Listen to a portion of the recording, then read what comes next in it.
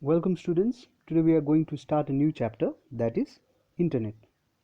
As we all know, the Internet has revolutionized many aspects of our daily lives, right? The Internet has brought a wealth of information to our fingertips and organized it for our use. It has affected the way we do businesses as well as the way we spend our leisure time. Count the ways you have used the Internet recently. Perhaps you have sent a WhatsApp message to your friends or family, or paid a utility bill, read a newspaper or journal online, watched videos on YouTube. So everything is done using Internet. The contents which we will be covering for this chapter are definition and history of Internet, basic services of Internet, the World Wide Web, web browsers, search engines, and finally the uses of Internet. What is Internet? First, we need to know what is a network. So, a network is a group of connected communicating devices such as computers, printers, etc. And an internet is two or more networks that can communicate with each other. So, the internet is a collaboration of more than hundreds of thousands of interconnected networks. Now, how can you define internet? Internet is a network of computers which links many types of computers all over the world. What we are doing? We are connecting the different computers that are present all over the world. Now, let's see the history of internet. Okay, actually, when did the concept of internet started? The history of internet has its roots in the ARPANET system. Now, what is ARPANET?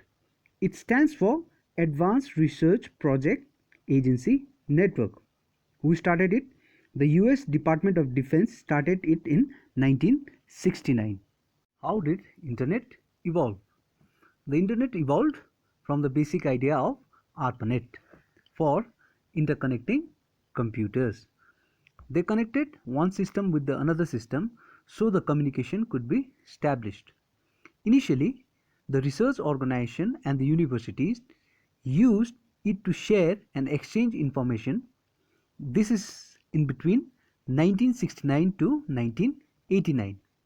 And then in 1989, the US government lifted its restrictions and allowed it for commercial purpose. And from then on, Internet has grown rapidly to become the world's largest network. The first basic services provided by the Internet is electronic mail or email. So what does email do? Email service enables the Internet user to send a message to another user on the Internet in any part of the world. It only takes a few seconds to several minutes to reach its destination because it travels from one network to another.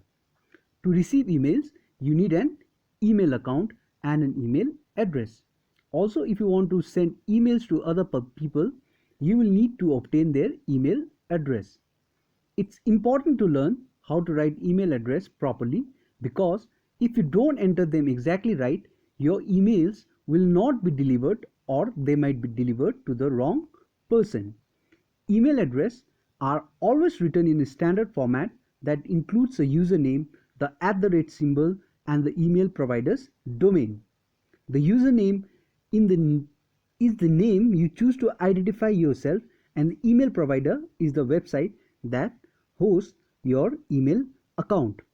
In this example, I have given alex32@gmail.com. So here alex32 is the username and gmail.com is the service provider.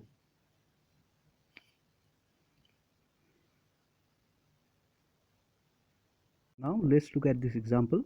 Here basu.gtr1@gmail.com is the sender's email address and ronakgurung289@gmail.com is the address of the receiver. The other service provided by the internet is the FTP, which is also known as File Transfer Protocol. FTP enables an internet user to move a file from a computer to another on the internet. So what does a file contain? A file may contain any type of digital information like text, document, image, movie, software, etc. The FTP service also provides restricted file access feature by assigning username and password feature. For example, let's say an organization may use this feature to let only authorized person access the file on its server computer, and the person who has the correct username and the password can access the file. How can we define FTP? FTP is a standard protocol that is used to transfer files between computers and servers over a network such as the internet. So, in a nutshell, FTP is the language that computer uses to transfer files over the TCP/IP network or the internet.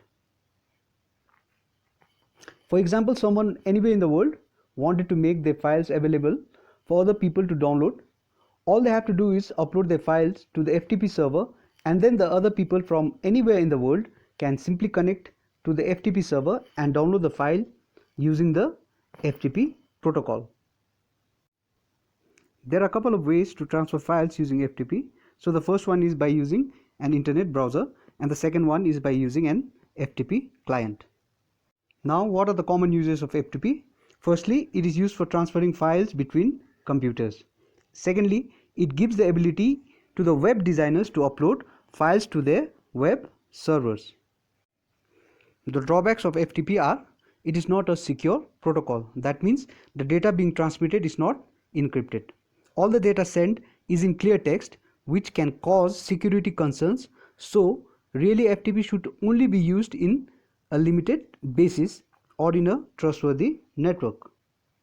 However, if you want to transfer data that needs to be protected, a more secure transfer protocol should be used, and that is where SFTP comes in. SFTP stands for Secure File Transfer Protocol. Now SFTP is just like FTP, except it adds a layer of security where the data is encrypted during data transfer. The SFTP authenticates both the user and the server. Now coming to the another basic service provided by the internet is Telnet. Telnet services enables the internet user to log in to another computer on the internet from his or her local computer. That is, a user can execute the Telnet command on his or her local computer to start a login session on a remote computer. This is also called as remote login. Let's say you want to log in into the computer in your home from your college. You can do it via using Telnet, and this process is called remote login. Now, Telnet is a terminal emulation program which stands for Teletype Network, which is used to access remote servers. It is a simple command line tool that runs on your computer, and it will allow you to remotely command the server and administer the server just as you were sitting in front of it. So when you remotely connect to a server using Telnet, you will just use command with your keyboard to tell the server what to do. You can use this command to run programs, create folders, delete files, create files, transfer files, browse directories, and start-stop services. So pretty much you can do everything even if you are thousands of miles away. Telnet can be used with Windows OS, Mac OS, and Linux OS. Now, Telnet is a terminal emulation program which stands for Teletype Network, which is used to access remote servers. It is a simple command line tool that runs on a computer, and it will allow you to remotely command a server and administer the server just as you were sitting in front of it.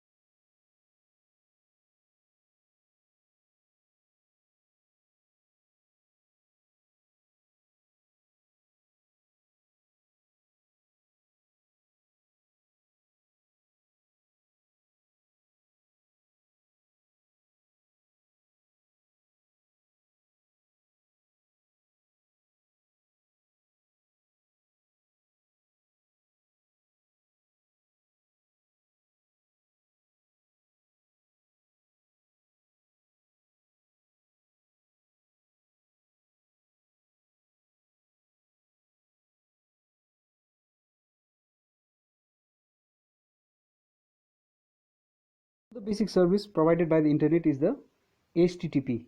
What does HTTP stands for and what does it do? HTTP stands for Hypertext Transfer Protocol. It is a set of rules for exchanging files such as text, graphics, images, sound, video and other multimedia files on the World Wide Web. It is a set of rules used to access data on World Wide Web. Now let's look at the given figure. Let's say you want to access www.google.com. The web browser sends an HTTP request to the server for the particular page and the web server responds to it by sending the requested page to the web browser. As a result, google.com gets opened on your web browser. The points you should remember are: web browser sends HTTP request for web pages and their associated file. Web servers send HTTP response back to the web browser.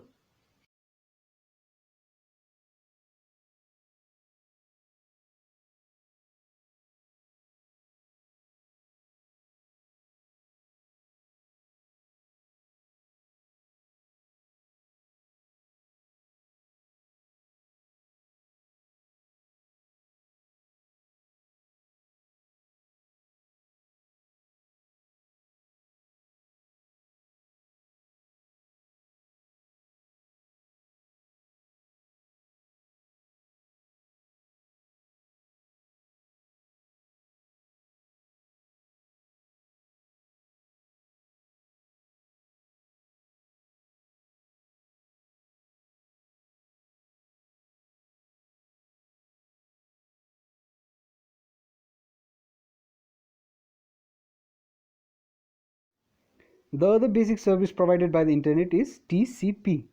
TCP, which stands for Transmission Control Protocol. So what is its purpose? Its purpose is to ensure the integrity of communication. It breaks the files and messages into individual units called packets. Okay. So these are all the basic services which are provided by the internet.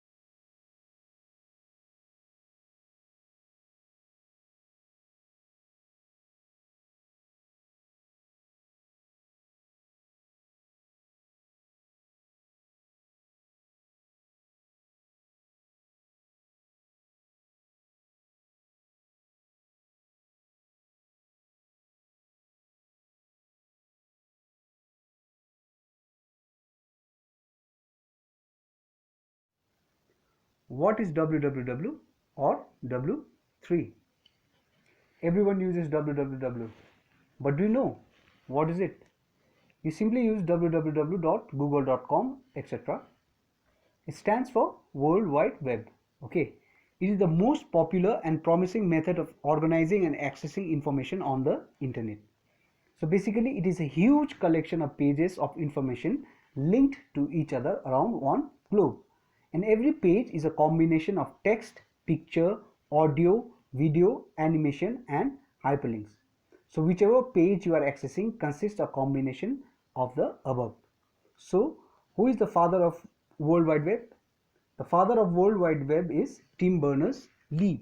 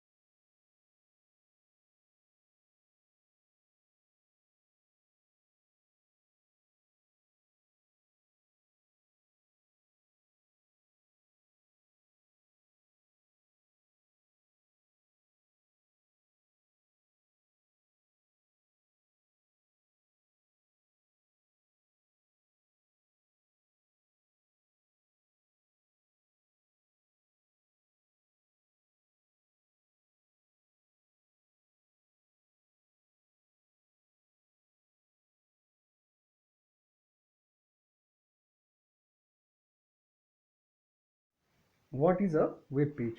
A web page is a collection of normal text, pictures, video clips, animations, audio clips, and hyperlinks. It can be designed with HTML, XML, JavaScript, etc. So HTML is used to design the structure, that is how the page appears. JavaScript is used for validation, and XML is the advanced version of HTML. So what does HTML stands for? It stands for Hypertext Markup Language, and XML stands for Extensible Markup Language. A web page is also known as an electronic page, which is a part of the World Wide Web. It is just like a book. The basic unit of every website or a document on the web is a web page, which contains all the informations. A web page can contain an article or a single paragraph, photographs, and it is usually a combination of text and graphics, just like in this example. A web page is a simple document displayed by a browser. Such documents are written in the HTML language. A web page can embed a variety of different types of resources, and all web pages available on the web are reachable through a unique address. To access a page, just type its address in your browser address bar. So let's look at this example. Here, cost.ac.in is the website, and the page which you are seeing, that is index.php, is the web page. Website. So we looked earlier what is a web page. A web page is a collection of normal text, pictures, video clips, audio clips, animations, and hyperlinks. So a website is a collection of interlinked web pages. So how can we access a website? We can access a website by using URL. So what is a URL? URL stands for Uniform Resource Locator. It is nothing but the address of a document, that is a web document on the World Wide Web. URL consists of two parts. Here I have given an example, https www.google.com. The first part, that is https, is the protocol, and www.google.com is the resource name. Now let's look an example for a website. As I discussed earlier, what is a website? A website is nothing but a collection of linked web pages that share a unique address. To access a website, what do you need to do? You just need to type its address in your browser address bar, and the browser will display the website's main web page or home page, which is also casually referred to as home. So here in the example, mozilla.org is the name of the website. What is a web browser? Whenever you want to access the internet, what do you need? Yes, an internet connection that's given. Then you have your internet connection and you want to go to your college website to retrieve some information. What do? You open your web browser and enter the URL and get into your college's website and access the information which you are looking for. Isn't it? For all of the above tasks to be carried out, what do you think we needed? Yes, we needed to have a web browser. So a web browser is a software program that allows a person to explore the internet in an easy to use way.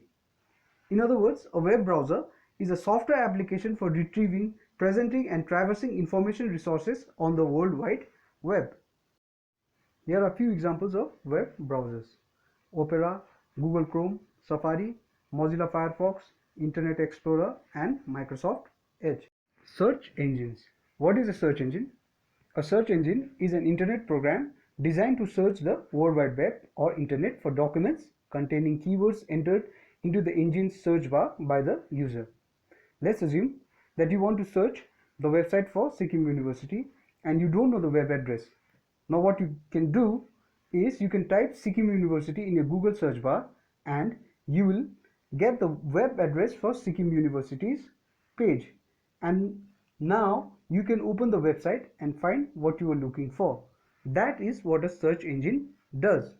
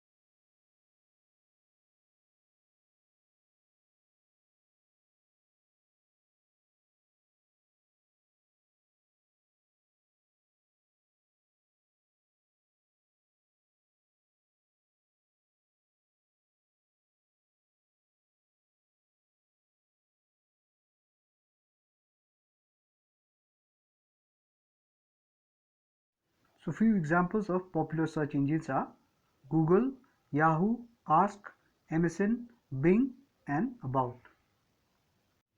We were not living with internet, but today it has become a part of our lives, right?